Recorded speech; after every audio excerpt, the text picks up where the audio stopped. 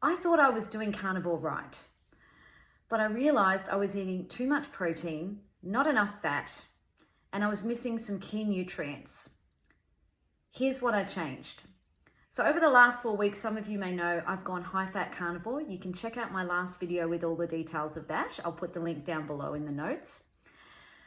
I've gone high fat carnivore, and what I noticed was I was not eating enough fat. A lot of us are not eating enough fat, and I'm not talking about the fat that you're putting in your meal to cook, cooking your steak or whatever in butter or tallow or whatever.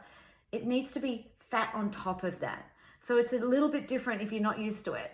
I've been using butter. You can check out some of my other things, tips and tricks I've been using my fats for in my other videos, but basically all your animal fats, beef tallow, butter, ghee, bacon drippings, make your own, making my own butter bites,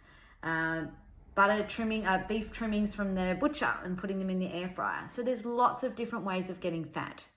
Really important, because as a keto and carnivore eater, we are using fat for fuel.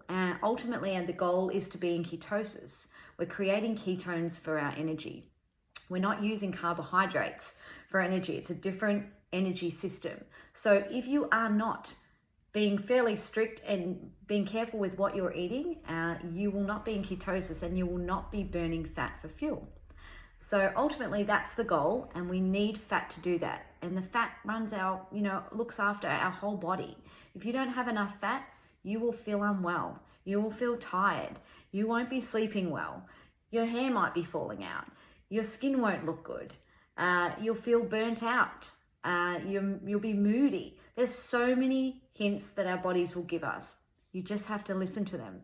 So have a listen and take note and see how else this might be making you feel, and what things that you might need to look at changing.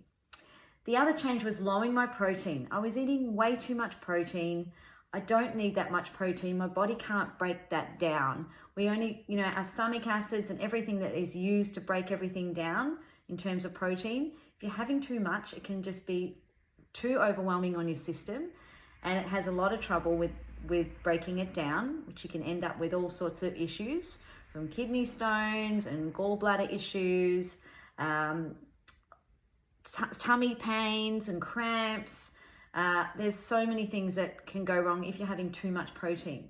Plus, it's spiking your blood sugar. And, if we're having two big meals of a lot of protein, which a lot of us do as carnivores, you're just skyrocketing